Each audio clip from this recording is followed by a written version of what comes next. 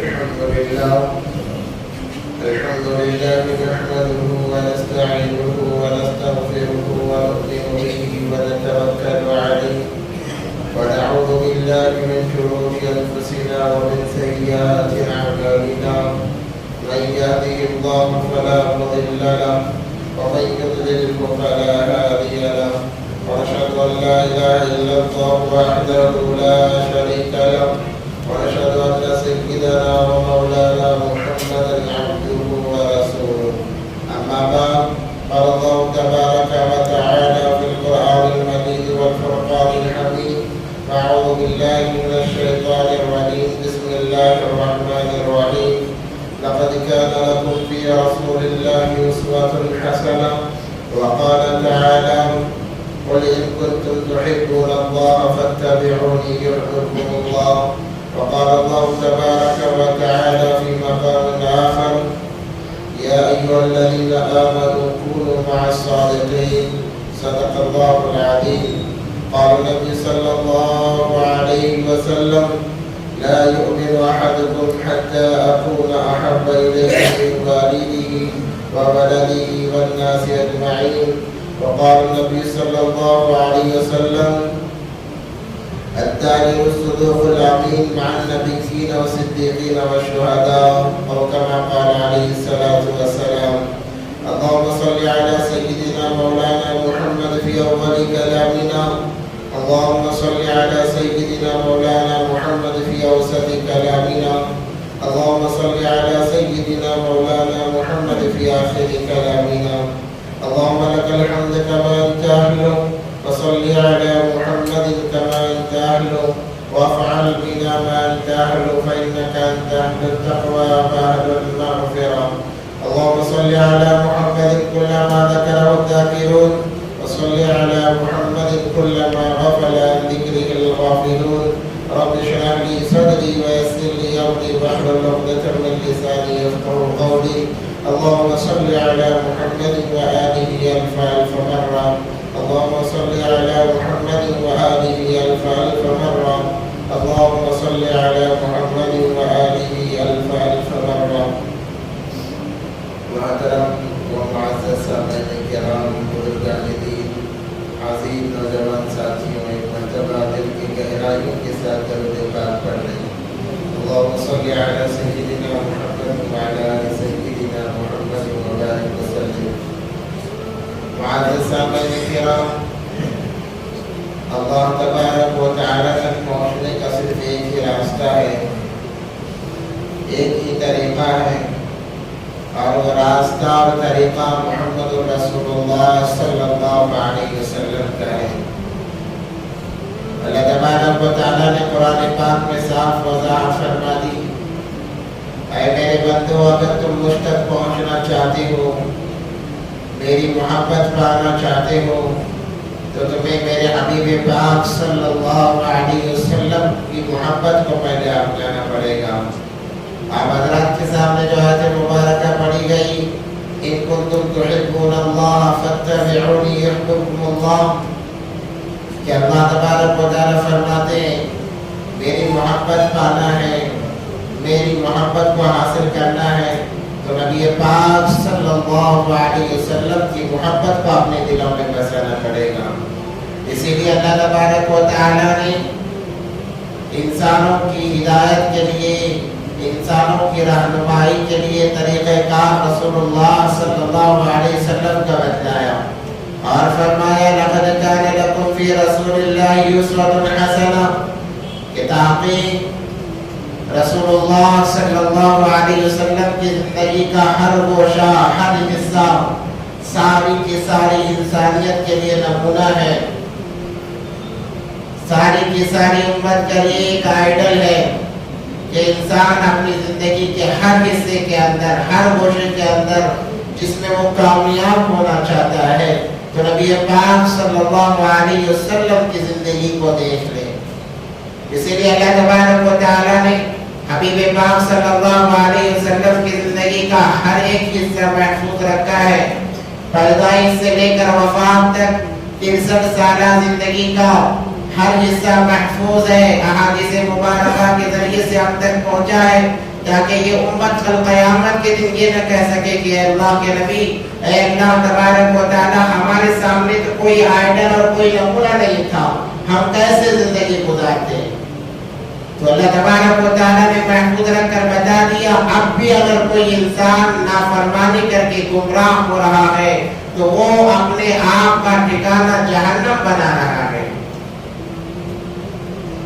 اور ایسے کیسے ہو سکتا ہے کہ ایک انسان کے سامنے کام کرنے کے لیے ایک طریقہ کار موجود ہو، ایک نمونہ موجود ہو، اس کے باوجود انسان کے کام کاج میں غلطی ہو جائے، انسان غلط کام کر جائے؟ ایسے کیسے ہو سکتا ہے؟ جب دنیاوی کاموں کے اعتبار سے آئیڈل ہونے کے بعد، نمونہ سامنے موجود ہونے کے بعد انسان چوک نہیں سکتا، انسان بہک اور بھٹک نہیں سکتا، تو بھلا زندگی گزارنے کے لیے جب ہمارے سامنے نمونہ ہو، کار خیر ہو، تو اس حصے کے اندر انسان کیسے بیٹھ جاتا ہے؟ اسی لیے کل قیامت کے دن اللہ تبارک و تعالیٰ کسی انسان کا کوئی عذر قبول نہیں فرمائیں گے۔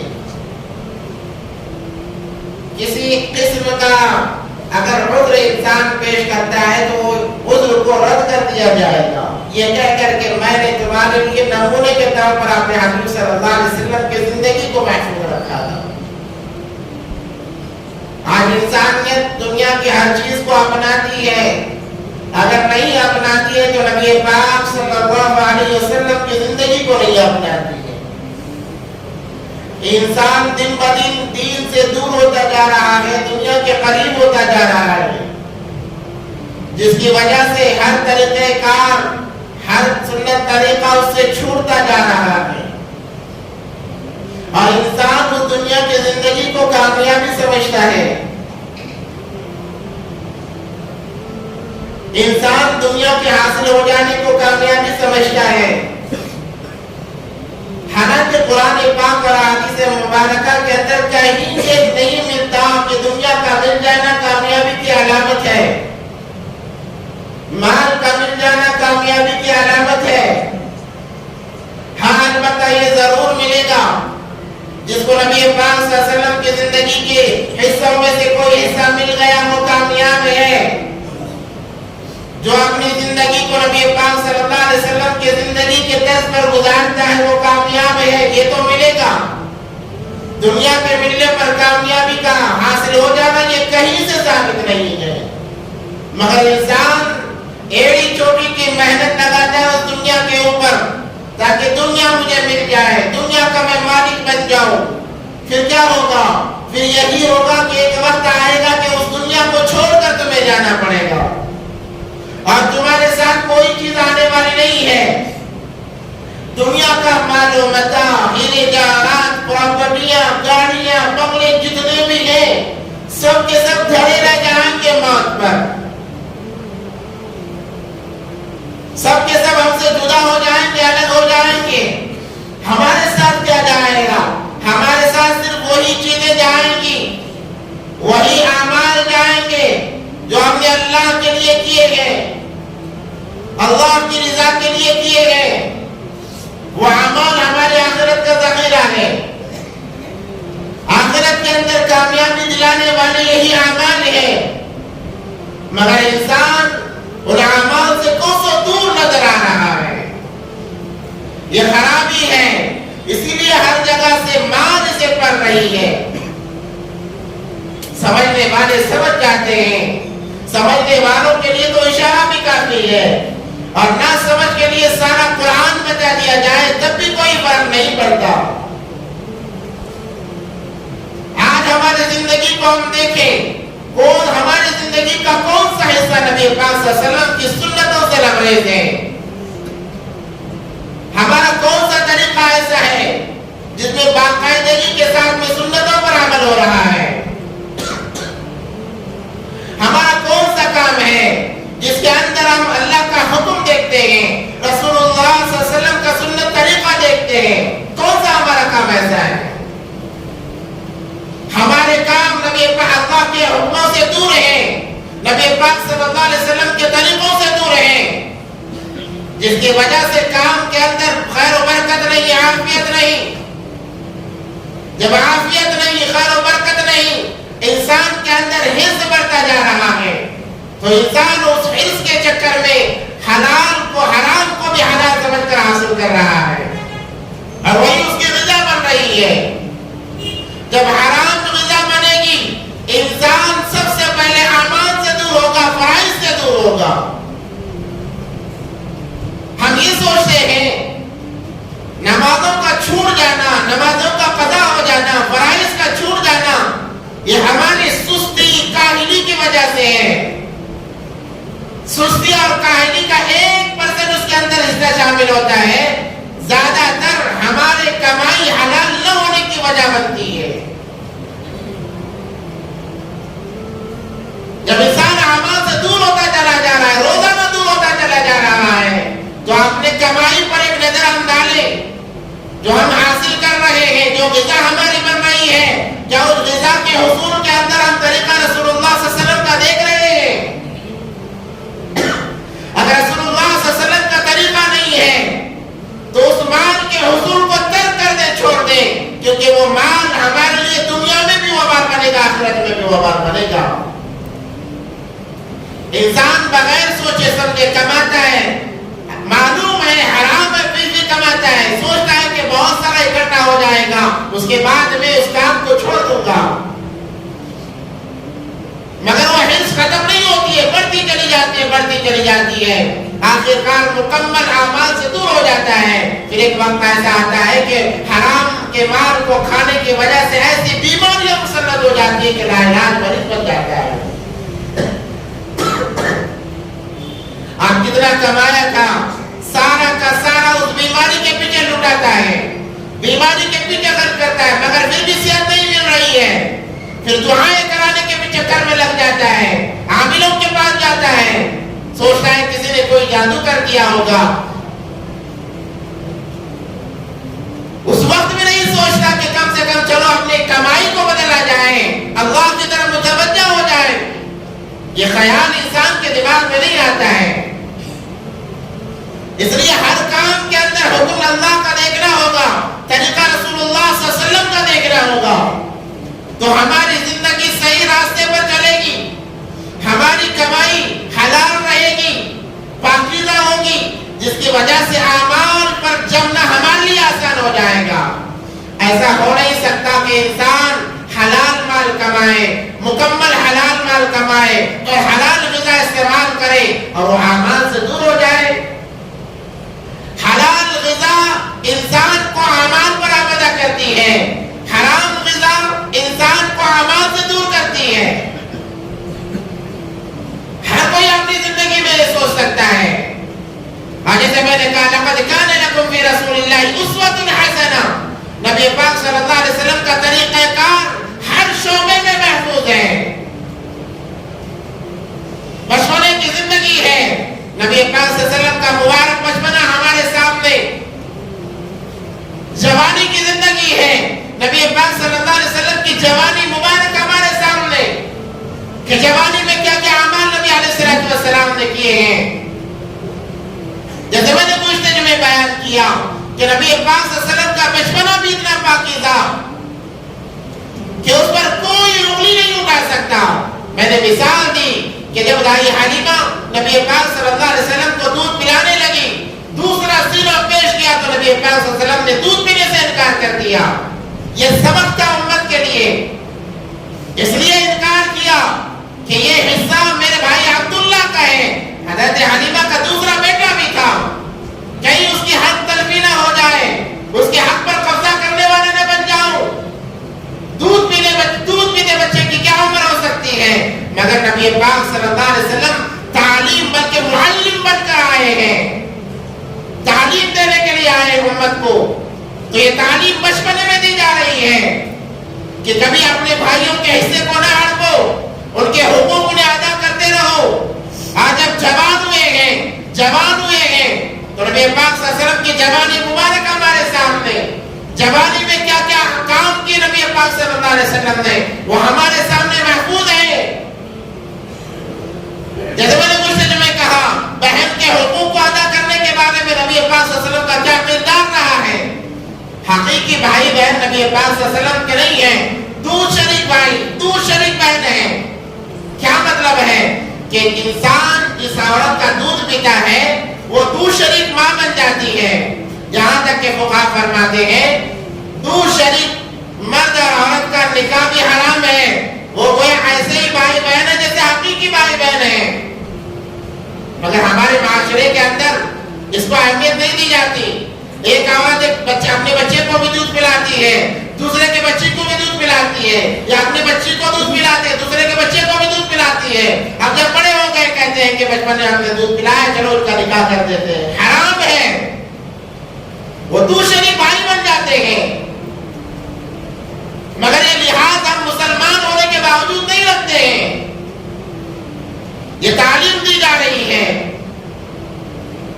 بہن کے حقوق ادا کرنے کا طریقہ بتایا جا رہا ہے۔ آج کتنے بھائی ہیں جو بہنوں کے حقوق مار کھا رہے ہیں۔ یاد رکھیں باپ کی میراث کے اندر بہن کا حصہ ہے۔ آپ چاہے اس کے نکاح میں کروڑوں کا جہیز دیں، وہ جہیز کا دے دینا میراث سے ثابت نہیں کرتا، بلکہ میراث میں حصہ ضرور ملے گا۔ اور اگر کوئی بھائی بہن کو میراث کے اندر حصہ نہیں دیتا ہے، اس کا جتنا مال بنتا ہے وہ تمام کا تمام اس بھائی پر، بھائی کے حال اولاد پر حرام ہے۔ اگر وہ استعمال کر رہا ہے تو حرام استعمال کر رہا ہے۔ یہ غیر محسوس طریقے سے ہم نے کبھی پوچھا نہیں علماء کرام سے یہ مسائل، ہم نے کبھی جاننے کی کوشش نہیں کی ہے، کبھی پوچھنا گوارا بھی نہیں کیا ہے کہ کیا مسائل ہیں۔ یا پھر بعض لوگ ایماندار یہ بتاتے ہیں کہ چلو اگر بھائی بہن کا حصہ 1,00,000 روپے آ رہا ہے، 50,000 دے دیتے، کہتے ہیں کہ اس کا یہ تیرا حصہ ہے، لے لے۔ اب بیچاری بہنیں سوال بھی نہیں کرتی ہیں، جو 50,000 بچ گئے ہیں وہ تمہارے لیے حلال نہیں۔ اگر ان پیسوں میں تم حج کو جاؤ، اگر تم عمرے کو جاؤ، تب بھی تمہارے لیے حلال نہیں ہے۔ میراث کا علم بہت بڑا مبارک علم ہے، اور میراث کے اندر بڑی باریکیاں یاد رکھو۔ اس لیے جب بھی کوئی مر جاتا ہے، جب بھی کوئی انتقال کر جاتا ہے، اس کے مال کا صحیح استعمال صحیح وارثوں تک پہنچانا یہ فرض عین ہے۔ اگر کوئی اس کے اندر کمی زیادتی کرتا ہے وہ گنہگار ہے، گنہگار ہے۔ تمام کے حصے لگائے جائیں گے، خصوصاً بہنوں کو محروم نہیں کیا جائے گا۔ وہ حقدار ہیں، انہی کی اولاد ہیں، کیسے محروم ہو سکتی ہیں؟ فقہا نے تو یہاں تک لکھا ہے کہ اگر کسی کا باپ مر گیا، اس کے جیب کے اندر ایک چاکلیٹ ہے، زیادہ نہیں، ایک چاکلیٹ ہے جو اس نے اپنی شوگر مینٹین کرنے کے لیے رکھا تھا، مر گیا۔ اب اس کی جب میراث تقسیم ہوگی، اس چاکلیٹ کے اندر بھی حصے ہوں گے، یاد رکھیں۔ کیا بڑی چیز ہے چاکلیٹ، مگر میراث اس کے اندر ذرا بھی کمی بیشی ہوتی ہے، اللہ تبارک و تعالی اس کی بڑی سخت پکڑ فرماتے ہیں۔ اس چاکلیٹ کے اندر بھی حصے ہوں گے۔ آپ وہ لوگ ذرا سوچیں جو ہزاروں کا مال کھا جاتے ہیں اور ذرا بھی پرواہ نہیں کرتے، اور بعض تو محروم یہ کر دیتے ہیں۔ تو اعمال پر ہم کہاں سے آئیں گے؟ ہم ذرا اندازہ لگائیں کتنے ہم دور ہیں دین سے۔ تو ان کو سیکھنے کی ضرورت ہے، سمجھنے کی ضرورت ہے، پوچھنے کی ضرورت ہے۔ ہم نے آج اپنی زندگی میں ہر کوئی فیملی ڈاکٹر بنا رہا ہے، فیملی انجینئر بنا رہا ہے، فیملی لائر بنا رہا ہے، ہر جگہ فیملی مین بنا رہا ہے۔ کوئی یہ نہیں سوچتا کہ چلو ایک اپنی فیملی کا ایک عالم بنائیں جس سے ہم اپنے پیچیدہ مسائل پوچھیں، ایسے مسائل جو ہر ایرے گہرے سے نہیں پوچھ سکتے۔ ہم نے کبھی سوچا اس بارے میں کہ ہمارا فیملی عالم بھی ہو جو ہمیں مسائل بتائے، جو ہماری رہبری کرے دین کے معاملے میں؟ کہتے ہیں عالم بنانے کی کیا ضرورت ہے، ہم مفتی گوگل سے پوچھ لیں گے، ہم موبائل میں دیکھ لیں گے، ہم انٹرنیٹ سے دیکھ لیں گے۔ ہم کہتے ہیں ڈاکٹر انٹرنیٹ سے کیوں نہیں دیکھتے؟ اگر تمہیں کوئی بیماری ہے انٹرنیٹ سے کیوں نہیں پوچھ لیتے کہ یہ دوا کب استعمال کرنی ہے؟ اس کے بارے میں تو ڈاکٹر سے رجوع کرتے ہیں۔ کوئی کیس ہو گیا تو پھر انٹرنیٹ سے کیوں نہیں دیکھ لیتے، لائر کے پاس کیوں جاتے ہیں؟ یہ ہمارے دین کا یہ ہمارے دین کا حال ہے. اس لیے اللہ نے فرمایا لقد کان لکم فی رسول اللہ اسوۃ حسنہ. ہر معاملے میں نبی پاک صلی اللہ علیہ وسلم کا طریقہ کار ہمارے سامنے موجود ہے. بچپنا گزرا نبی پاک صلی اللہ علیہ وسلم جب جوانی کی دہلیز پر قدم رکھا ہے نبی علیہ السلام نے تو چچا ابو طالب نے کہا کہ بیٹے بڑا قید سالی کا زمانہ چل رہا ہے اور اولاد زیادہ ہونے کی وجہ سے گزارا مشکل ہو رہا ہے. کیا یہ اچھا ہوگا اگر تو کاروبار میں لگ جائے؟ یا یوں کہا کہ مکے کی بڑی پاک باز ایک عورت ہے جو اپنا مال لوگوں کو دے کر تجارت کرواتی ہے. اگر تو بھی اس مال کے اندر شریک ہو کر اس کا مال تجارت لے جا کر فروخت کر دے تو تیرے لیے اور ہمارے لیے آسانیاں ہو جائیں گی. تو نبی پاک صلی اللہ علیہ وسلم نے فرمایا کہ یہ تو بہترین رائے ہے, یہ تو بہترین کام ہے. تو اپنے چچا, کیونکہ نبی پاک صلی اللہ علیہ وسلم کے والد پیدا ہونے سے پہلے انتقال کر گئے, 6 سال کی عمر میں والدہ کا انتقال ہو گیا. جو سب سے زیادہ قریب تھے نبی پاک صلی اللہ علیہ وسلم کے, ایک ایک کر کے تمام کا انتقال ہو رہا ہے. 2 سال دائی حلیمہ نے دودھ پلایا, پھر جب واپس کرنے گئی دیکھا کہ مکے کے اندر بیماری پھیلی ہوئی ہے, پھر 2 سال لا کر اپنے پاس رکھا. 4 سال کی مدت یہاں ہو گئی.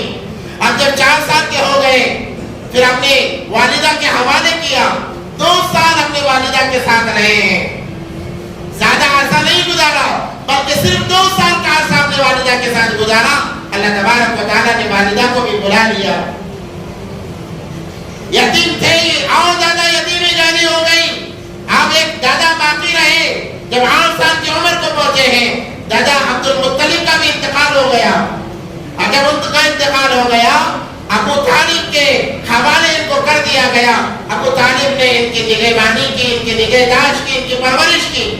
اب جب جوان ہوئے ہیں تو ابو طالب نے کہا کہ تم تجارت کا مال لے جا کر فروخت کرو تاکہ مدد ہو جائے.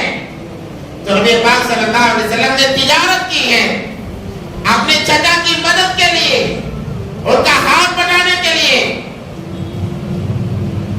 مگر آج کا نوجوان جوان ہو کر بڑھاپے کی دہلیز پر قدم رکھنے لگتا ہے, کبھی یہ نہیں سوچتا کہ میں کما کر اپنے ماں باپ کی مدد کروں. یہ نبی پاک صلی اللہ علیہ وسلم کی تعلیم ہے کہ جوانی کی دہلیز پر قدم رکھا تو اپنے چچا کی مدد کر رہے ہیں مال کے اعتبار سے. نوجوانوں کے لیے سبق ہے کہ جب تم جوانی کی دہلیز میں آ جاؤ تو یہ کوشش کرو کہ تمہارے ذریعے سے تمہارے والدین کو مالی اعتبار سے کچھ نہ کچھ نفع ہو جائے. اب نوجوان یہ کہتے ہیں ہمارے تعلیم کا مسئلہ یہ کوئی بڑا مسئلہ نہیں ہے, تعلیم کے ساتھ ساتھ کاروبار ہو سکتا ہے, تجارت ہو سکتی ہے. اگر انسان ٹھان لے کیا مشکل ہے, تجارت کرنا تو بہت آسان ہے. ایسے بھی لوگ گزرے ہیں جو ہفتے میں 1 مرتبہ 1 دن تجارت کرتے ہیں, سارا ہفتہ ان کا گزر جاتا ہے. اللہ تبارک و تعالیٰ نے تجارت کے اندر بڑی خیر و برکت رکھی, یاد رکھیں. ہمارے نوجوان بڑا افسوس ہوتا ہے, ہمارے نوجوان بڑی بڑی ڈگریاں حاصل کرتے ہیں ملازم بننے کے لیے, ورکر بننے کے لیے ڈگریاں حاصل کی جا رہی ہیں.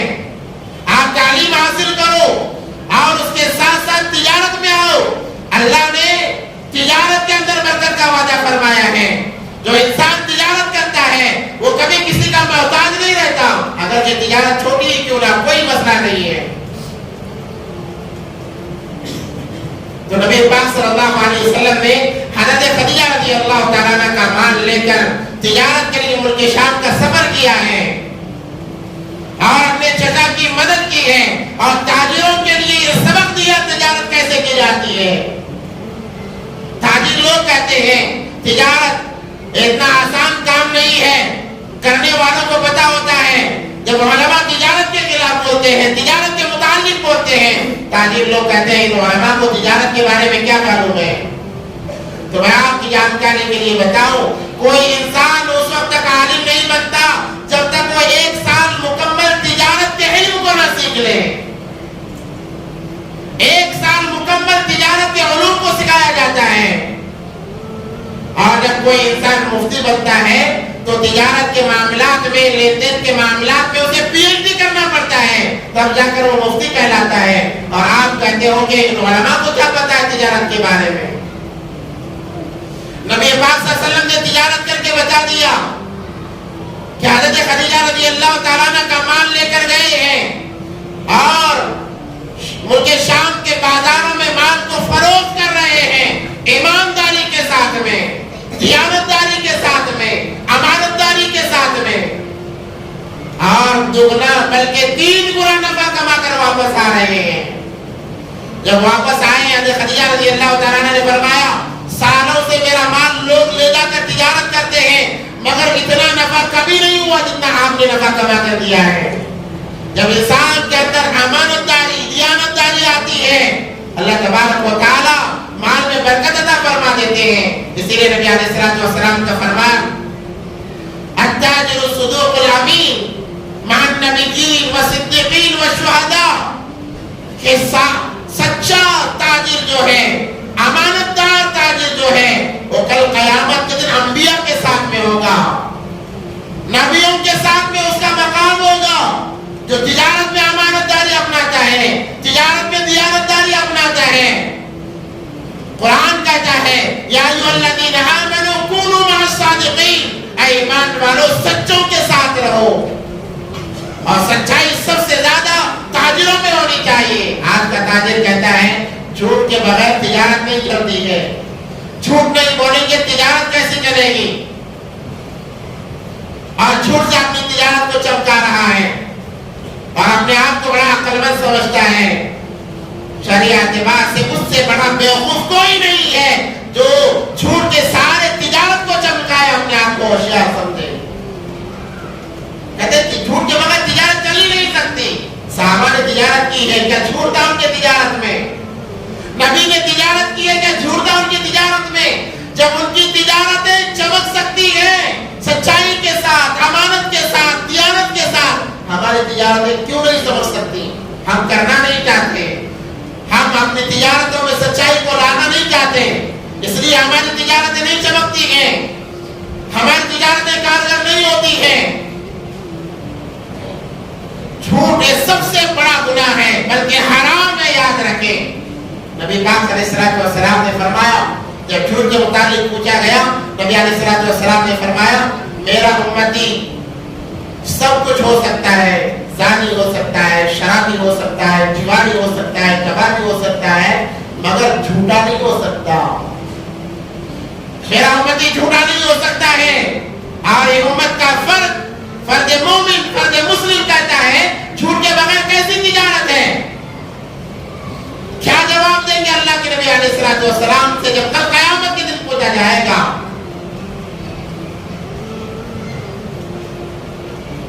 نبی علیہ السلام کا دوسرا فرمان ہے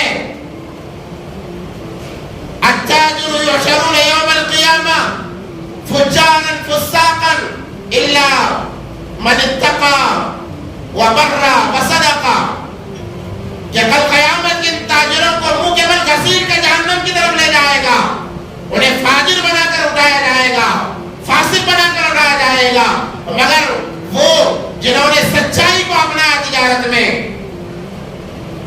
جھوٹ کو چھوڑ دیا، وہ تو انبیاء کے ساتھ ان کا مقام. اگر اس کے علاوہ ہماری تجارت ہو رہی ہے تو ہماری تجارت گھاٹے میں جا رہی ہے، بظاہر ہمیں نفع نظر آ رہا ہے. اس لیے دھیرے دھیرے اپنی تجارتوں کو جھوٹ سے پاک کریں. اگرچہ کمائی کچھ تھوڑی ہو جائے کوئی مسئلہ نہیں ہے، موت کا کوئی بھروسہ نہیں ہے. ہم نے ملین کما لیا، موت آ گئی، ان ملینوں کا کیا کیا جائے گا؟ یاد رکھیں انسان مال چھوڑ کر جاتا ہے، اگر اس کا صحیح استعمال ہو رہا ہے تب تو کوئی مسئلہ نہیں ہے. اگر اس مال کو وارثین غلط جگہ استعمال کر رہے ہیں، گناہ کے کام میں استعمال کر رہے ہیں، جتنا وہ گناہ کے کام میں اس کا مال لگائیں گے مردے کو بھی قبر کے اندر عذاب دیا جائے گا. اللہ پوچھے کہ تو نے وصیت کیوں نہیں کی، اتنا مال چھوڑا ہی کیوں کہ اس کو بیجا خرچ کیا جاتا. تمام کا کوئی بھروسہ نہیں ہے. سچائی کے ساتھ، امانتداری کے ساتھ، دیانتداری کے ساتھ میں جتنا مل جائے اکتفا کر لے، اللہ تبارک و تعالیٰ اس آپ کی تمام ضرورتوں کو پورا کر دے گا. تو نبی پاک صلی اللہ علیہ وسلم نے تجارت کی اور تجارت میں اتنا نفع ہوا کہ حضرت خدیجہ رضی اللہ تعالیٰ عنہ فرماتی ہیں کہ سالوں سے میری تجارت ہو رہی ہے، اتنا نفع کبھی نہیں ہوا. تو یہ تعلیم دی جا رہی ہے کہ تاجر بنو، تاجر بنو. اس کے اندر برکت ہے، عافیت ہے، عافیت ہے. تاجر کسی کا مکلف نہیں ہوتا ہے، وہ جب چاہے اپنے کام کو موقوف کر سکتا ہے، بند کر سکتا ہے. ملازم رہو گے تمہاری نمازیں جائیں گے، تمہارے روزے جائیں گے، تمہارے اور بڑے بڑے اعمال جائیں گے. اگر تاجر بنو گے جب چاہے نماز کے لیے آ جاؤ، کون پوچھنے والا ہے. اور ضروری نہیں کہ ہمارے پاس تجارت کرنے کے بہت سارے طریقے ہیں، اس میں آج کل آسان طریقہ یہ ہے، اللہ نے آپ کو مال دیا ہے، کسی امانت دار انسان کو آپ کہو اتنے لاکھ میں دوں گا، آپ کماؤ اور مجھے اتنا نفع مجھے دے دو اپنے نفع میں، اس کے نفع نقصان میں شریک ہو جاؤ. حلال تجارت ہے، تم بھی تاجر بنو گے اور ایک انسان کا بھلا بھی ہوگا. مگر ہاں خبردار، بھروسے مند، آپ کا بھروسے مند انسان ہونا چاہیے، ورنہ دھوکہ دھڑی دینے میں آج لوگوں نے پی ایچ ڈی کر رکھی ہے. دھوکہ دہی آج فیشن بن چکا ہے، ہر کوئی دھوکہ دینے میں پی ایچ ڈی کر رہا ہے اور اپنے آپ کو ایسا پیش کرتے ہیں کہ دنیا میں سب سے زیادہ یہی مظلوم انسان ہے. جب پیسے مل جاتے ہیں تو اس سے بڑا ظالم کوئی نظر نہیں آتا. دینے والا مانگنے میں جاتا ہے تو وہاں سے دھمکیاں آتی ہیں، نہیں دوں گا کیا کر لو گے.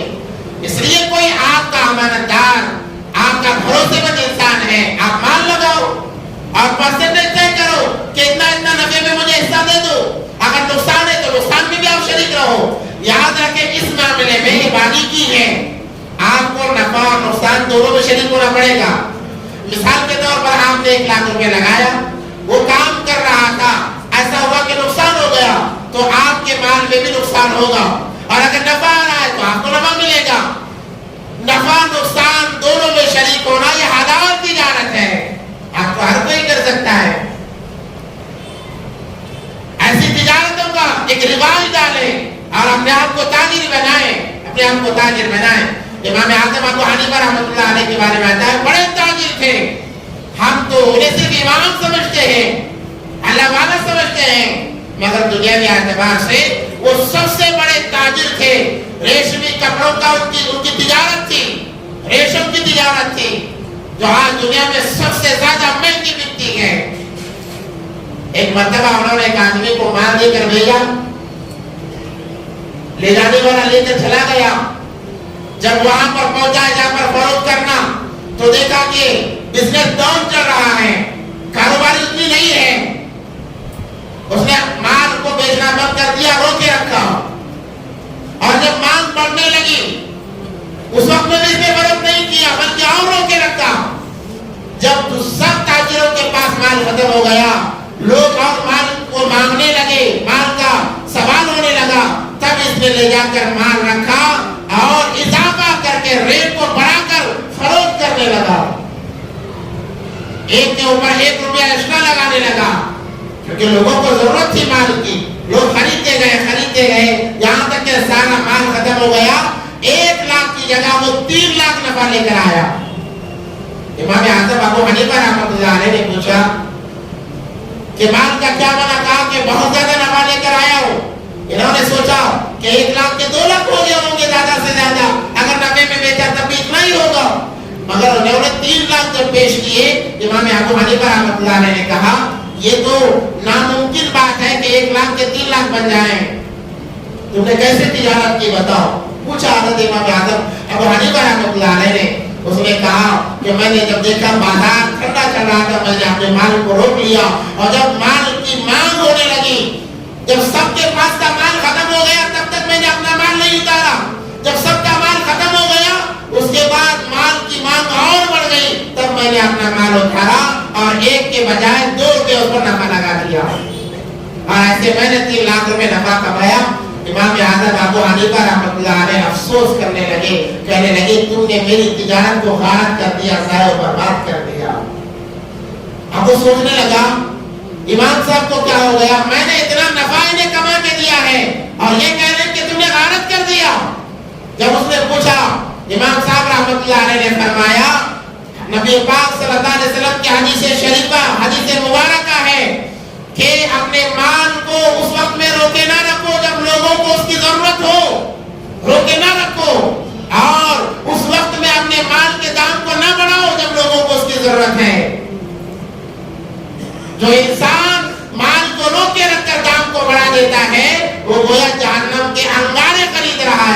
खरीद रहा है। आज हमारे बाजार मंडियों में यही तो होता है, माल को रोका जाता है, जब सख्त जरूरत होती है तब माल को उतारा जाता है और एक के बजाय 3 रुपया लगा दिया जाता है और उसको बहुत ज्यादा नफा कम समझते हैं। हालांकि शरीयत इसकी इजाजत नहीं देती है। नफे के लालच से माल को रोके रखना जायज नहीं है, नाजायज है। और जब कोई माल नाजायज तरीके से कमाया जाता है वह हलाल नहीं शुमार होता। तो फिर इमाम आज़म अबू हनीफा रहमतुल्लाह अलैह ने ये कहा कि तुमने मुझे बड़ी मुशक्कत में डाल दिया।